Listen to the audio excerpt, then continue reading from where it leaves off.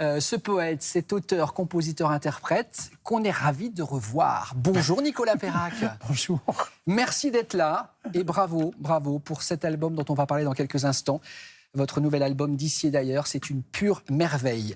Mais il y a une tradition dans cette émission, Nicolas, quand on reçoit des artistes. J'aime bien commencer par leur Légion d'honneur et les vôtres sont des succès. Regardez.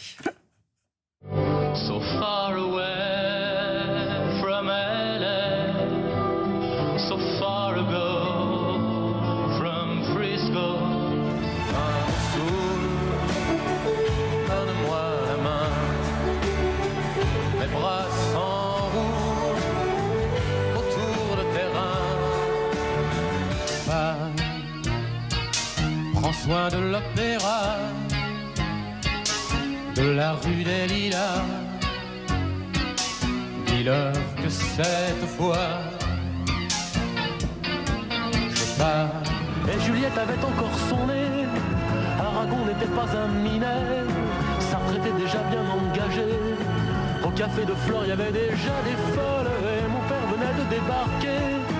Il entrait déjà les boutiquiers. Dans sa chambre, on croquait du café. Il ignorait qu'un jour j'en parlerai.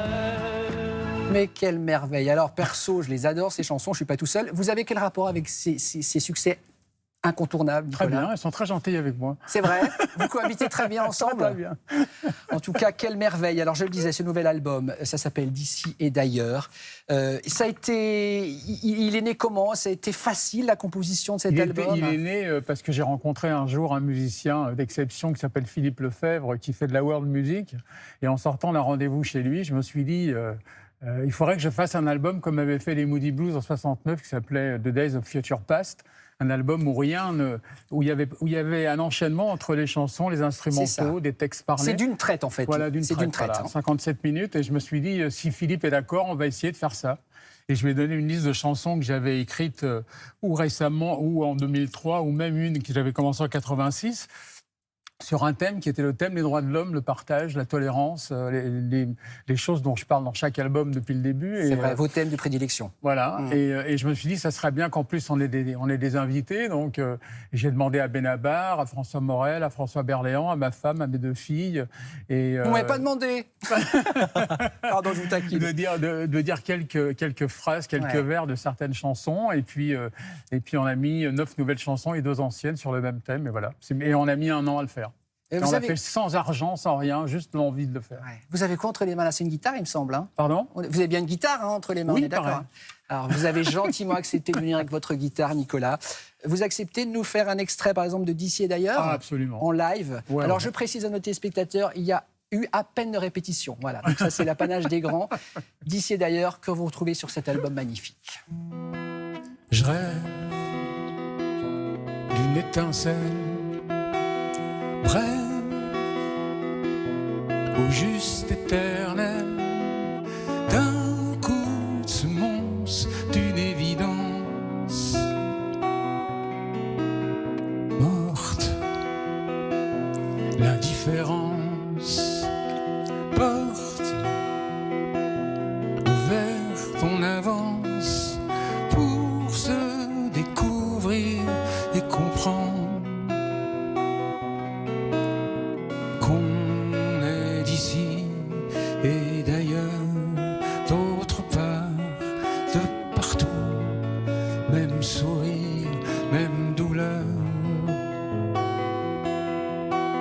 On est d'ici et d'ailleurs, notre histoire est en nous, notre avenir dans nos cœurs. C'est beau! Merci pour ce moment de grâce, Nicolas. Alors, vous me disiez, ça va être mon dernier album, et pourquoi?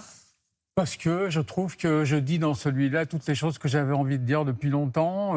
C'est très compliqué de faire des albums, on n'a plus de budget, ça n'a plus les mêmes débouchés qu'avant parce qu'il y a les réseaux, parce que les gens téléchargent, etc. Donc si jamais il y en a un autre, peut-être, on ne sait pas, mais celui-là, il est né d'une rencontre. S'il n'y avait pas eu la rencontre avec Philippe, il n'y aurait pas eu l'album. Il s'intitule D'ici d'ailleurs, et on va voir la pochette de vos premier album, il s'intitulait comment, le D'où premier? venez-vous? D'où Donc, venez-vous? C'est un peu la réponse C'est au ça. premier, ouais. Mais c'était voulu ou c'était inconscient? Non, c'était inconscient, ouais. C'était totalement inconscient. Alors là, ça, on voit l'album des Moody Blues, donc, qui vous ont inspiré donc, Ouais, cet ouais, album. ouais. Mais d'où venez-vous? Donc c'était votre premier, donc comme ça, c'est votre Oui. imaginaire qui a C'est fait comme le si travail. en 50 ans, j'avais fait le parcours pour boucler la boucle, quoi. Donc on est d'accord, Nicolas, enfin moi j'ai la réponse, hein, que pas de regret de ne pas être devenu médecin. Ah, aucun regret. Je pense que la médecine n'a pas de regret non plus. Parce que vous étiez allé loin dans les études. La 6e année. 6e année. Ouais, Parce encore que un an et famille, j'avais le droit, quoi. famille de médecin, vous. Ben, ma mère médecin, après avoir été ingénieur, mon père médecin, mon frère médecin, un oncle chirurgien, ouais. Mais donc vous avez épousé Et la moi, musique. j'ai. Oui, mais la musique, votre musique soigne. Elle fait Ça, du bien, c'est- Nicolas. Mais je vous le dis, Et la preuve ce matin, donc le pouvoir curatif de la Oui, la non, mais musique. c'est vrai que je passais plus de temps quand j'étais externe au chevet de quelqu'un qui avait fait une tentative de suicide en essayant de Ouais. discuter. C'est peut-être que les chansons font ça, quoi. Bien sûr. On va marquer une petite pause, cher D'accord, Nicolas. d'accord. Vous pouvez garder votre guitare pour après? D'accord. Oh là là, qu'il est adorable. À tout de suite, petite pause et on revient avec Nicolas Perrac.